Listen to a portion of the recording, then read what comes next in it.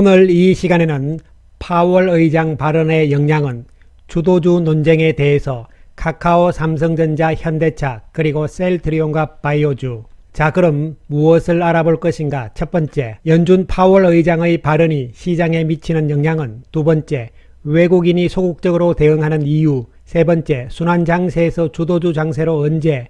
네 번째, 카카오, 삼성전자, 현대차, 셀트리온. 주천의 주식시황 시간입니다. 안녕하세요, 주천입니다. 미국 시장은 다시 반등 양상이 연출이 되었죠. 다우지수는 1.76% 상승, 나스닥은 0.79% 상승세를 보였습니다. 연준 위원들이 계속적으로 발언을 하기 때문에 심리적으로 조금 흔드는 상황이 나왔잖아요. 어저께는 장 시작부터 계속적인 강세 현상이 나타나면서 미국 시장은 반등에 성공을 했습니다. 이에 따라 우리 시장도 반등 양상이죠. 코스피 지수는 0.71%, 코스닥 지수는 0.06%.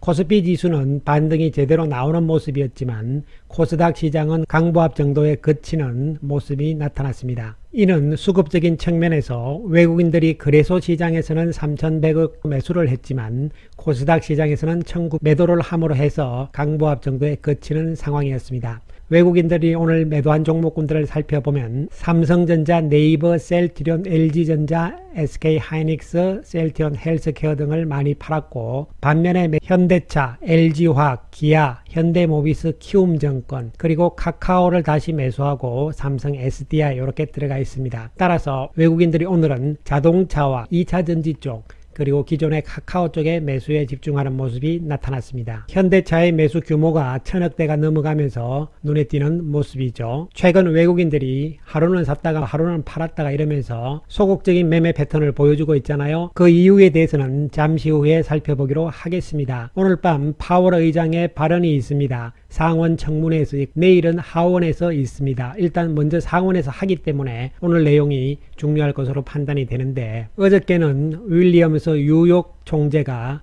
또 긍정적인 이야기를 했잖아요. 이번 주 연준 위원들의 발언이 스케줄이 잡혀 있는 상황입니다. 그러나 파월 의장의 발언이 가장 영향이 크다고 봐야 되겠죠. 미리 예상을 해보면은 파월 의장은 이미 지난주 FOMC가 끝난 이후에 중요한 입장을 다 밝힌 상태죠. 기자회견을 통해서. 즉 다시 말씀드리면 물가 상승 부분은 인정을 하지만 일시적인 상승이다 이렇게 보는 것이고, 고용 쪽에서 살아나는 실업률이 줄어드는 상황이 나오기 전까지는 현재의 기조를 유지할 것이다 이러한 얘기가 아마 주가 될 것으로 보이고, 테이퍼링에 대한 언급은 이번에도 없을 가능성이 높다는 것이죠. 이에 따라서 오늘 밤 미국 시장은 예민하게 조금 반응을 할 수도 있겠지만 큰 흐름적인 측면에서는 이미 FOMC의 방향성이 모두 시장이 알고 있는 상황들이기 때문에 미국 시장도 좋은 모습으로 마감이 될 가능성도 생각을 해볼 수 있겠습니다. 한편 최근 외국인들의 움직임들이 우리 시장에서 소극적인 움직임을 보여주고 있잖아요. 그 이유를 지금부터 한번 살펴보게 되면 무엇보다도 우리나라 시장, 즉 한국 관련 펀드 쪽에 돈들이 들어와야 되잖아요. 그래서 최근 12주간인데요. 특히 6월 달부터 이렇게 상황들을 보시면은 ETF 펀드 쪽이죠. ETF 쪽에서 6월 첫째 주, 둘째 주까지는 돈이 빠져나간 상황이죠. 그러나 지난주에는 돈이 들어왔다는 이야기죠. 그 다음에 이 꺾은 선으로 나오는 것이 iShare MSCI 코리아 ETF인데요. iShare는 여러분 잘 아시다시피 세계 최대의 자산 운용사인 블랙락이 운용하는 펀드입니다. 한국 쪽에 집중하는 펀드가 되겠는데요. 여기서는 오히려 돈들이 지금 계속적으로 줄어들고 있는 상황이잖아요. 그렇기 때문에 지금 우리나라 시장 쪽에 외국계 자금들, 특히 패시브 자금들이 크게 유입이 되지 않고 있고 거의 그 자리 상태다, 이런 측면으로 볼 수가 있는 것이죠. 이에 따라서 새로운 돈들이 잘 안 들어오고 있는 상황들이기 때문에 외국인들도 현재 가지고 있는 이 돈만 가지고 움직여야 되기 때문에 계속적으로 짧게 왔다 갔다 하면서 순환을 돌리는 구도로 해석을 할 수가 있겠습니다. 이러한 상황들은 조금 더 이어질 가능성이 있다, 이러한 측면에서 우리 시장 전체적으로도 아직까지는 조금 더 외국인들이 강력하게 한쪽 방향으로 가기보다는 움직임들이기 때문에 우리 시장도 당분간은 지수 측면에서 왔다 갔다 하는 국면이 나올 수가 있다. 그러나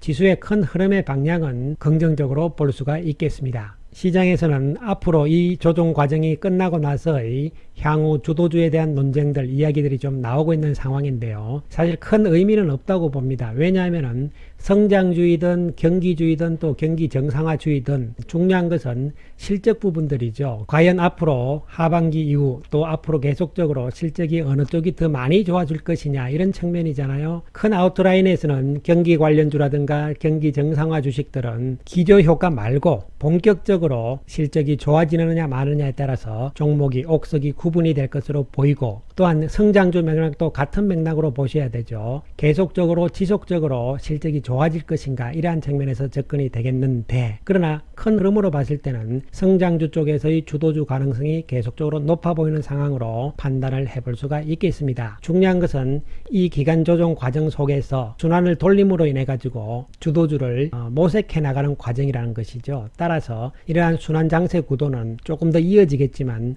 결국은 길게 가지는 않을 것이다. 따라서 이러한 측면에서 우리는 성장주 쪽에 조금 더 포커스를 맞추자는 관점이죠. 어저께 셀트리온 그리고 바이오 주식들이 강세를 보였지만 오늘 하루 만에 또 다 재발락하는 모습이 나타났잖아요. 그러나 이러한 현상들도 반등세에 동참을 하고 있다는 부분들이기 때문에 언제든지 바이오 주식들도 재상승 가능성이 있다는 측면이고, 오늘은 특히 자동차 쪽에서 강한 모습들이 연출이 되잖아요. 그러니까 어저께는 바이오, 오늘은 자동차, 뭐 이런 상황들이란 말이죠. 순환을 계속 돌아가고 있는 측면에서 접근을 하셔야 될 것으로 보입니다. 시장 전체적인 반등 구도에서 의외로 삼성전자는 좀 약한 모습을 보여주었습니다. 외국인들도 오늘 매도하는 모습이 연출이 되었잖아요. 여기서 크게 올라가기보다는 더 이상 밀리지 않는 역할만 해준다 하더라도 지수 측면에서는 부담이 없는 모습으로 해석을 할 수가 있는 대목이죠. 물론 삼성전자가 여기서 크게 내려가는 상황은 별로 나오지 않을 가능성이라는 측면이고, 문제는 언제쯤 치고 나갈 것인가,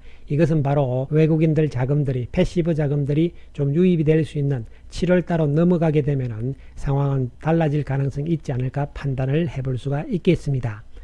특히 외국인들 입장에서 지금 삼성전자는 달러로 환산을 했을 때 최근 3개월 동안 거의 본전 수준에 놓여 있는 것이죠. 이 빨간 선이 삼성전자의 3개월 수익률 달러 환산인데요. 1월 달에 많이 올라갔습니다. 이에 따라서 외국인들이 매도하는 모습이 나타났잖아요. 그러나 최근 들어서는 큰 움직임이 나타나지 않고 샀다 팔았다 이런 소강 상태의 모습이죠. 그 이유는 현재 평균 가격들이 지금 본전 상태에 놓여 있다는 것이죠. 시간이 조금 더 필요하다는 측면으로 접근을 하시면 될 것으로 보입니다.